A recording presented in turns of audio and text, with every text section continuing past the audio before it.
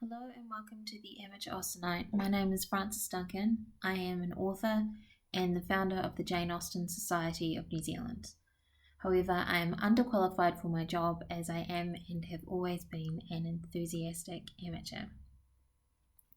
Today we're going to be discussing Chapter 15 of Pride and Prejudice by Jane Austen. In Chapter 15, Mr. Collins wants to marry a Bennet.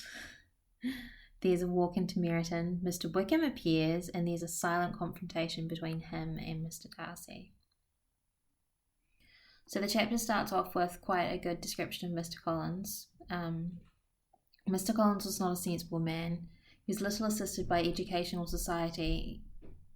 The subjugation which his father had brought him up had given him originally a great humility of manner.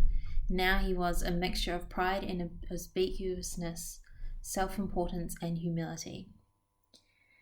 Having now a good house and very sufficient income, he intended to marry, and in seeking a reconciliation with the Longbourn family, he had a wife in view.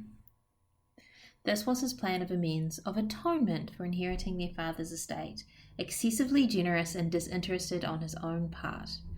However, he knows that they're beautiful, so I'm not sure quite how disinterested that really is. He obviously first is interested in Jane, but then moves to Elizabeth, which I find quite funny while Mrs. Bennet was stirring the fire. Elizabeth, equally next to Jane in birth and beauty, succeeded her, of course.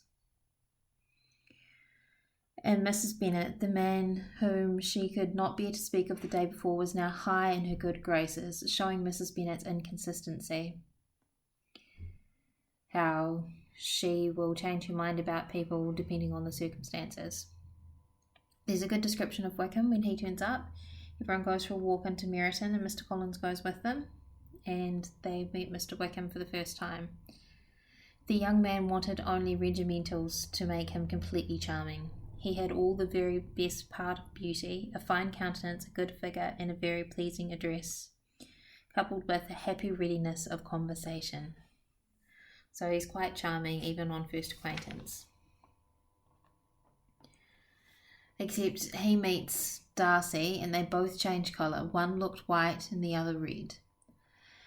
There's quite a bit of discussion about who turns white and who turns red. We could assume that it's Wickham who turns white because he is then the next person who is discussed, and then Mr. Darcy is the one that turns red because this is the order, so it says white and red, and then the next sentence says Mr. Wickham and then Mr. Darcy.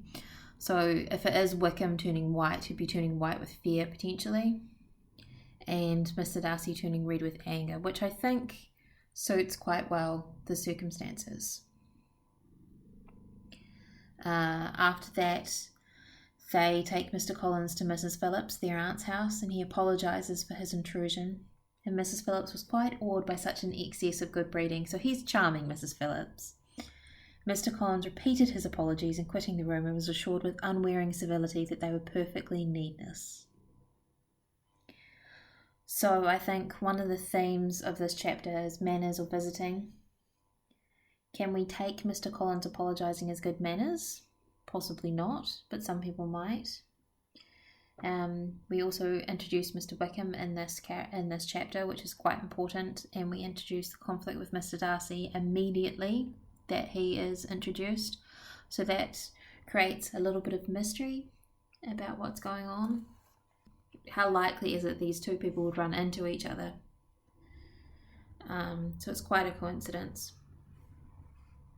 Obviously, Mr. Wickham would have preferred to have avoided Mr. Darcy, so it's unlikely that he purposely chose to be somewhere where Mr. Darcy was going to be, because it's harder for him to lie about who he is.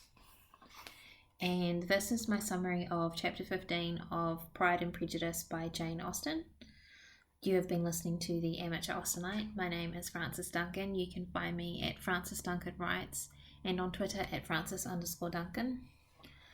Thank you for listening, and I wish you happy reading.